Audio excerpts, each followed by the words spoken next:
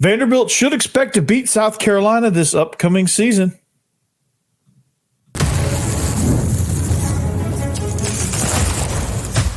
You are Locked On Vandy, your daily podcast on the Vanderbilt Commodores. Part of the Locked On Podcast Network, your team every day. Welcome into the Locked On Vandy podcast on the Locked On Podcast Network. I'm your host, Corey Burton. Thanks for making Locked On Vandy your first listen every day. We are free and available wherever you get your podcasts and on YouTube as a part of the Locked On Podcast Network, your team every day. Today's episode is brought to you by FanDuel. Make every moment more. Right now, new customers get $150 in bonus bets with any winning $5 bet. That's $150 with any winning $5 bet. So visit FanDuel.com/lockedon to get started. On today's episode, we picked the pieces up to the Vandyboys season, what needs to improve next year. Also, defensive lineman Zion Lawson commits over the weekend. But first, as expectations are high, Vandy expects to beat South Carolina this season. And this game can honestly take on some massive implications and could make Vandy's season a massive success. So for South Carolina, they have many questions to answer while Vandy welcomes in a new nucleus that didn't experience the stink of last season, including an embarrassing loss to the Gamecocks. So you have a lot of things at hand here within this matchup that I think favor the Commodores. I mean, you've got a core group of players that have an identity offensively. You've got new leadership on offense. You've got a new quarterback who has all the intangible things that you want, and plus some talent to go with that, and experienced a road victory in Jordan-Hare Stadium, which for that game, it bodes well too. Defensively, Vandy has a lot of new philosophy. They have Clark Lee actually taking over the play calling, which should lead to a more aggressive style of play. And honestly, they're set up really, really well in this matchup. I think talent-wise, they've built a really, really good core on the defense at all levels. I think they have a playmaker or two with Zaylin Wood and Corday Sidnor on the defensive line, Langston Patterson, Prince Colley at the linebackers, Brandon Fontenette, CJ Taylor, who both of those guys kind of play that hybrid safety linebacker down in the box. You know, they're going to do some unique things with those guys, and so you'll see CJ Taylor kind of go all over the place. He listed as a safety, listed as a linebacker. I think he's going to play more safety stuff this year, from what I'm hearing. DeRicky Wright seems to be back in the mix, so I know Vandy's got to be stoked with that. And then the corners, they've done a phenomenal job with the corners as well. But that's not all. Just because Vandy has all of that doesn't mean that they can waltz in and just beat anybody, right? So for one thing, just getting all of those new guys to play well is going to be a challenge. And I think that ultimately they will. But when you look at a team like South Carolina, though, the reason why expectations are high, especially in this matchup, especially if there's a bowl game on the line, because let's say Vandy has 5 wins up until that point, right? Let's say they get 4 out of their first 6, and then they get one against, then they get one against Kentucky. Well, now you roll in with 5 wins, ready for a 6th, and you've got South Carolina on the docket. Let's just say that there's a point in this season. At that point in the season, there's a chance that Shane Beamer won't be the coach if things go south enough for them. But they've been a good team in the past. They've been inconsistent, and losing your best player on offense, the quarterback, Spencer Rattler, going to the NFL, that's going to take a massive, massive blow. You have Lenoris Sellers, and you have Robbie Ashford, and Davis Bevel, all vying for that number one quarterback spot. So when you don't have that nailed down, when you don't have an answer for that, or what I think is a good answer for that, I think it probably should be Lenoris Sellers, because we know what Robbie Ashford has. And he'd be a solid kind of changeup, but I just don't think he's the right answer. that's a major question mark to have going into a season, especially with a schedule as hard as theirs. But their offensive line isn't much better, which you have a more aggressive pass rushing, or you have a more aggressive scheme all around, pass rushing or versus the run. Your offensive line's got to be able to hold up. And, well, again, they're just not, they just got some question marks. They're just not consistent. They've got some talent there, and they've got some guys coming back, but they're just not consistent. And it just goes across the entire board defensively. They just flat out weren't good enough, man. Pass rush was abysmal. The defensive front was just kind of paper mache a little bit.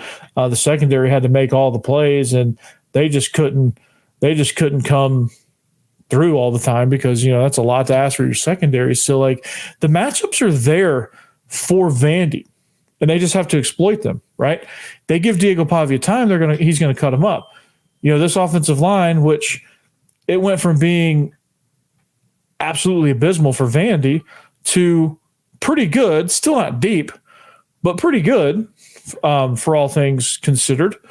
And now you have a formidable group, and you have a formidable 7 or 8 guys that could come in and rotate through and provide you enough depth to survive a season, barring any catastrophic injuries.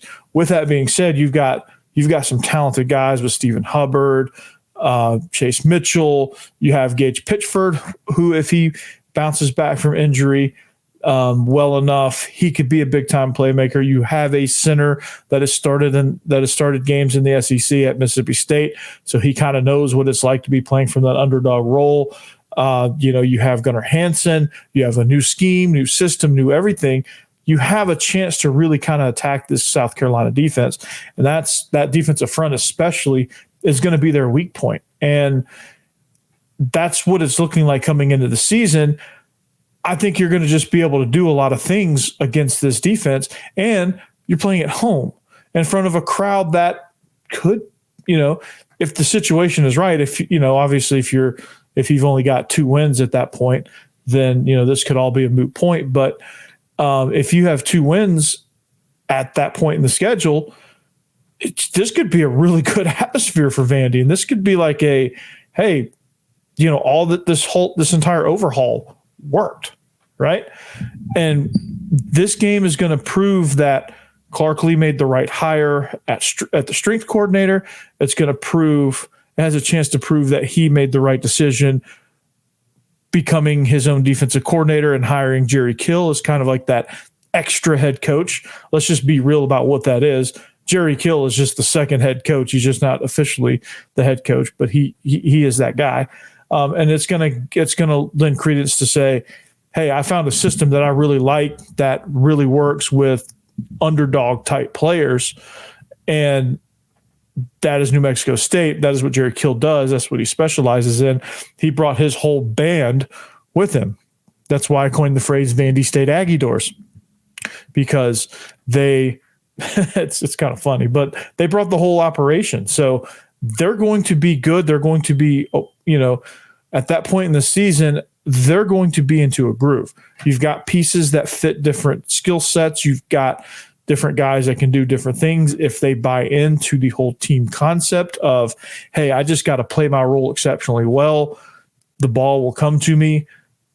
That's what they've got to do in order to be successful. And I think they can. And I think South Carolina, last year, 2-10, shut out in the SEC, didn't get a single conference win, has done that a few times at Vandy. I think this game provides a chance for you to, at worst case scenario, not get shut out in the conference, because, I think it's, at worst case scenario, this could be a battle for the bottom of the barrel, and this could be a, save your job type situation for Clark Lee, or it could be solidify your job, go to a bowl game and say Vandy's shaking off that 2023 rust. So Vandy football is going to set the tone for the next academic year as far as men's athletics. Things have been disappointing there with basketball and baseball, along with football. It's been kind of a rough year for Vanderbilt in men's athletics. So they're going to start a new year off. Looks like they're headed in the right direction. Looks like basketball, for all intents and purposes, headed in the right direction. And baseball, it's their turn. And we'll talk about that later on in the show. But, I think that just, with things that are going south for South Carolina, the question marks that they have versus everything that seems to be heading in the right direction for Vanderbilt, it's a collision course to, let's just say, this could be for a bowl game. And that's been my prediction all along. South Carolina is going to be the X factor game where, hey, we're going to a bowl game on a win right here. So that's how I, if you rank winnable games, obviously the three, the winnable games for Vanderbilt, if you rank them in order, obviously Alcorn State, Ball State, and Georgia State, those three are the top three winnable games, right? So outside of that list, I think you go South Carolina right there at number 4. And then you have a combination of Kentucky or Virginia Tech right there at 5 and 6. Like you win those games. Those two games are going to be a lot harder to win, I think, than the South Carolina game. But I think if they take care of business, and we'll talk more about what they have to do to take care of business, but this could be a very, very interesting deal for them as they're staring down the barrel at a bowl game. So, well, and things are, things are good. Things are really good for Vanderbilt. Things are really good in recruiting now. They're starting to kind of pick that up. They get another commit this weekend. So somebody's buying something. Somebody's buying something. We'll talk about Zion Lawson. Welcome to West End. We'll talk about that next.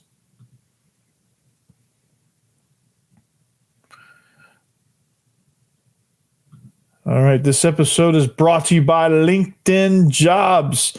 When you're hiring for your small business, you want to find quality professionals that are right for the role. That's why you have to check out LinkedIn Jobs. LinkedIn Jobs has the tools to help find the right professionals for your team faster and for free. LinkedIn isn't just a job board. LinkedIn helps you hire professionals you can't find anywhere else, even those who aren't actively searching for a new job but might be open to the perfect role. In a given month, over 70% of LinkedIn users don't visit other leading job sites. So if you're not looking on LinkedIn, you're looking in the wrong place. On LinkedIn, 86% of small businesses get a qualified candidate within 24 hours. So you need to hire professionals like a professional on LinkedIn. And, that's because LinkedIn knows small businesses are wearing so many hats and might not have the time or resources to hire. They're constantly finding ways, LinkedIn that is, to make the process easier. They even just launched a feature that helps you write job descriptions, making the process even easier and quicker. How about that? So 2.5 million small businesses use LinkedIn for hiring. So post your job for free at linkedin.com/lockedoncollege. That's linkedin.com/lockedoncollege to post your job for free. Terms and conditions apply.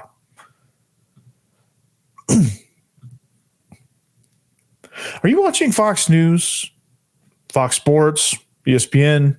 Are you tired of all the shouting? You turn the TV down. Is it annoying? Well, you need to switch to College Sports Today.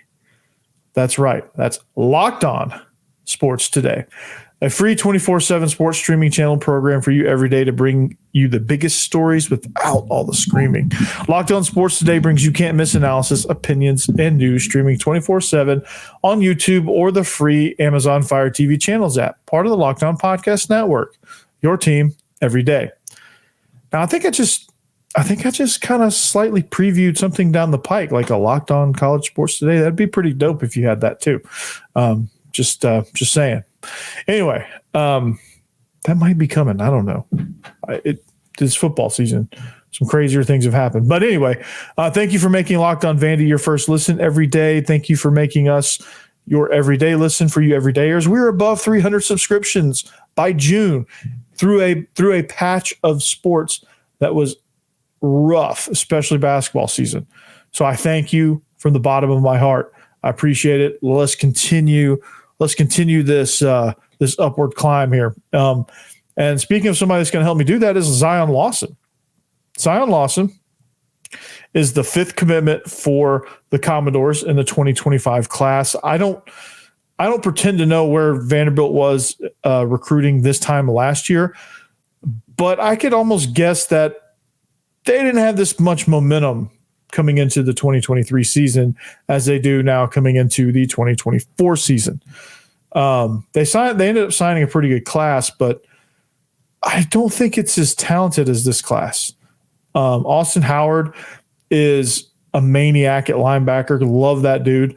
Carson Lawrence, it's getting harder and harder to, compete with all the offers. He just got a Michigan offer, so it's not like he's a bum. Jack Elliott at quarterback is amazing. He's going to be somebody that's going to be a factor in the future there. Von Zale Hinton, and now Zion Lawson. He's 6'3", 230 pound defensive lineman, edge player, just kind of defensive front Swiss Army knife almost, right? He comes from Maynard Jackson High School in Atlanta, Georgia, 3-star commit. Coach Black was very ecstatic to land this one. He is, again, he's stoked about this because edge rushers are a great thing to have, right? Austin Howard, inside linebacker, pretty much. Edge rushers are great to have, man. Explosive ones at that. And when you watch this guy's film, he really, really jumps out. He really jumps off the page. And he is he's going to be a special one. He's going to be something. He's going to be the explosiveness that Vandy needs, right? And he's going to be somebody that's going to develop into that. I think he's going to fit really well based on how he plays, how explosive he is off the ball. Just kind of like he's just kind of a havoc player, I guess, is it would be the best way to describe that. His goal is to, hey, just go in there and blow it up. Just blow it up. Just disrupt, right? Just be annoying in there, right? So like you watch some of his clips, and his best clip is actually like 45 seconds in where he like has some offensive line draped all over him, and he shoots the gap obviously, and he's like in the process of dipping and ripping, and he's got an offensive lineman just draped on his back, and he just reaches out and just snags the quarterback, and that's it. That's all she wrote. And he snags him, somehow is able to get the ball loose, and there was a scrum, so I don't know if he actually and it was shot from the Goodyear blimp, so I don't know if it was him that recovered it, but he was then around the football there. So he's somebody that, you just watch him. He's just so physical too, man. Like I would implore you to go watch his, go to vandysports.com. There's an article about him that Sean Williams, recruiting editor, wrote about his commitment. He attached his huddle video, or if you just want to Google huddle or Zion Lawson huddle, you're in for a treat. Okay. Let me just, if you like defensive line play, if you like edge rushers and watching those guys go, you're in for a treat, man. When you turn on that film, it's he's a hitter. He's explosive. He's I think the only reason he's a 3-star is because he's 6'3" and not 6'5".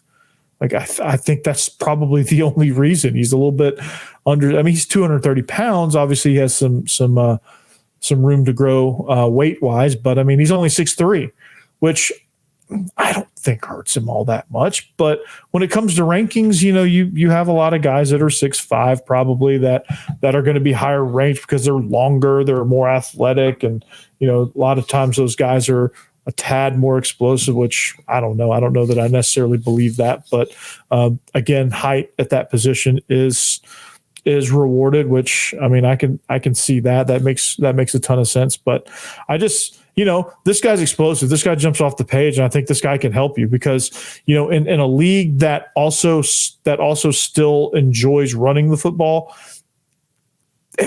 he's not just a pass rush specialist. He's low enough to the ground. He's physical enough. He's just like solid that if you're going to try to kick him out, you're not going to have fun doing that.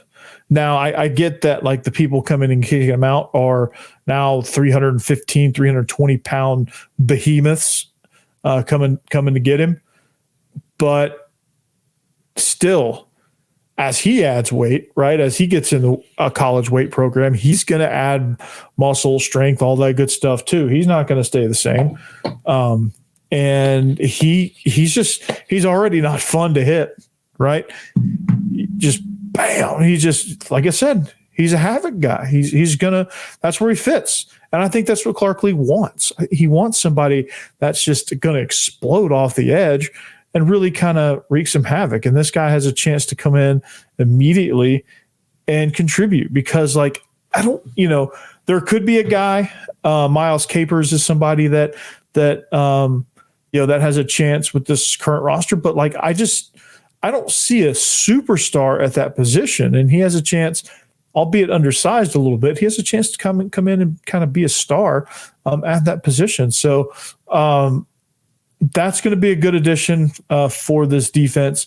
Excited to have him and have him trying to, kind of recruit for Vandy in that Atlanta area. Carson Lawrence is the one that we really got to hold on to. I think there's going to be some offers thrown his way. I mean, he's already got Tennessee, he's got Michigan, he's going to be able to go anywhere he wants to. Let's just hope that he built enough of a relationship with Vandy that he's going to stick with his commitment, which I don't know. I think if we make it through the summer, he'll be a December signee. I think if we can make it through the summer, Carson Lawrence will be on board. But congrats to Zion Lawson. Great to have him on board as a commit. He's going to be a dog, dude. He's going to be an absolute animal on this Vandy defense, and it's exciting, and it's exciting for Vandy to have even more positive momentum. Albeit, he's not a 5-star. I get it. It's like, oh, you're just getting excited about a 3-star, but like Vandy wasn't recruiting like this last year. There's no way. So anyway, but a team that's looking to pick up the pieces after a disappointing season, the Vandyboys, they had a not so great regional.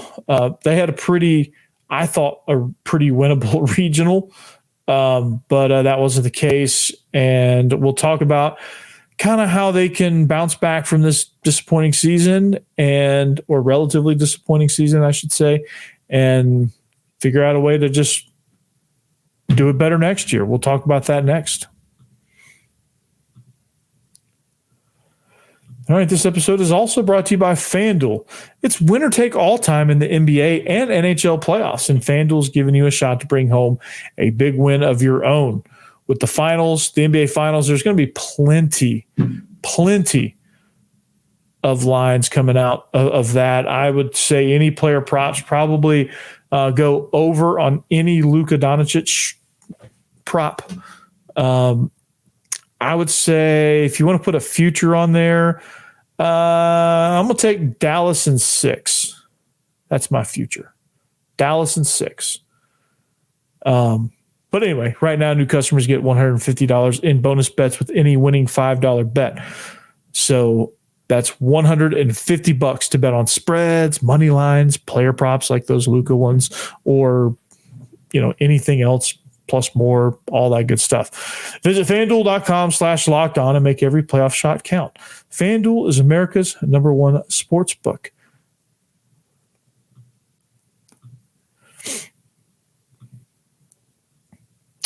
All right, welcome back. Third and final segment as we close out this episode. Thank you for making Locked On Vandy your first listen every day. Make sure you check on Locked On SEC with Chris Gordy. He has all the latest on that, and all the latest from the SEC summer meetings, where Clark Lee was very excited about his team. He was bummed out about the possibility of losing walk-ons, which we'll get more into later on, and he was also, I guess, in favor of the injury report thing. I don't see a problem with it, but some people are against that. I don't know, but anyway, check out Chris Gordy. He's got all the latest on that. If you want to be the most educated fan base in the conference, make sure you check out the other list of SEC shows on the network. So, Vandyboys have a disappointing end to the season. I just think they succumbed to injuries. Just guys couldn't bounce back, couldn't get in a rhythm. Pitching just never seemed to really take off for Vandy. And a lot of that was just some inconsistencies down the stretch, some guys being put in spots they probably shouldn't have, some freshmen kind of overplaying themselves a little bit, and then playing like freshmen at some point. It just, I don't know, man. It just wasn't meant to be. This was an injury-riddled season for, and it just, Jonathan Vastine goes down. He's sick in the first game. Jaden Davis, misses a lot of the season, just can't get in the groove. I mean, you've got guys that are just, they just didn't have it. And it was fairly young team. Like you had some talent there, but at the end of the day, when you can't hit at all, it's a problem. Like you got to be able to hit a little bit if you're going to rely on pitching. You can't just like expect to shut them out every single time. It's just not possible. But I think what Vandy needs to do, well, they've got some guys coming back. They have J.D. Thompson, which is, he had a really, to say poor start in the regional is probably an understatement, but he was kind of the emotional leader of the team down the stretch of the season to get them to that point. Carter Holton was somebody that pitched extremely well at home and at the beginning of the season. Needs to figure out a way to do it on the road. Bryce Cunningham and Devin Futrell, those guys, if they stick around, hopefully they do.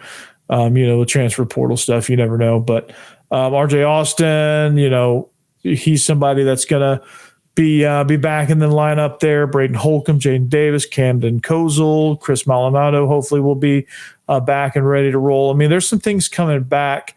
I think if Tim Corbin can kind of keep this nucleus together, I think he'll be in good shape. But what he needs to do is, I think they have to get in the portal and find some power, right? They need to really kind of, figure out, and this will be kind of like a summer thing, but like figure out who is in the portal and what they can do and how they can add some pop to the lineup. And that's got to be priority number one. I don't really know about pitching coaching changes or hitting, any sort of coaching changes. I'd be careful to kind of recommend that. I don't know. I don't know if that was the issue. That just, I think you just had a lot of inexperienced guys that were pressing, guys that were trying to make up for something and try to win the game on their at bat, and they, their plate discipline suffered because of that, and just went cold there for stretches and things like that. So I don't know if that's necessarily on coaching. I'm sure Tim Corbin will take a look at every aspect of the program and make some changes where changes are due because he's good at that kind of thing. But they need to get involved in NIL. That's pretty clear. They need to be able to recruit their own roster, keep their pitching staff intact. I think if you can keep Holton, Futrell, and Cunningham to add with J.D. Thompson, I think you're going to have a really good staff for next year. And you add some bats around that, you could have a complete turnaround season like Georgia did. Georgia's probably going to advance to the Super Regionals, and I think Georgia has a chance to go to the College World Series. They were pretty abysmal last year.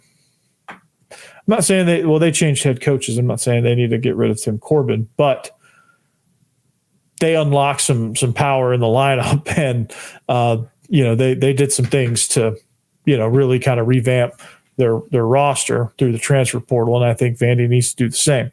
So that being said, disappointing end. We'll close the chapter on that, and then all they can do is just move on and figure out what they can do to do that. So that's pretty much it on the Vandyboys. Relatively good season, good finish to it. It was a good start, abysmal middle, and a decent ending to get into the regional. And of course, really disappointing way to get eliminated and end the season. So, but before we get out of here, EA Sports is in college football 25. There was some question what Vandy Stadium would look like in the video game. Well, if you want to use this as a recruiting tool, because all of these high school kids are going to be playing this game, Vandy's new stadium is going to be in college football 25, which is very exciting because these recruits are going to get to know what it's like if they play with Vandy in the game, but they're going to get to know what it's like to play, what it's going to look like in the new stadium when it's completed. And I think that's a huge recruiting tool. I think that's something that, you can use to your advantage. You can, I think that's a pretty cool thing. They took renderings and made something out of that, which is awesome. So I think that's really exciting way to kind of have that's like a small but important recruiting win. I think it seems very off the wall and mundane, but I think it's a win. I think it's a really, really good recruiting win. Any school that gets their new stadium or stadium upgrades or whatever in the video game as soon as you can, you get the recruits to be able to experience it. It's going to be really good. It's going to be really good for you. So, but that's that. Well, we welcome in the summer schedule. We're going to do we're going to kind of pinball all over the place. We're going to do we're going to get to know Vandy's schedule a little bit.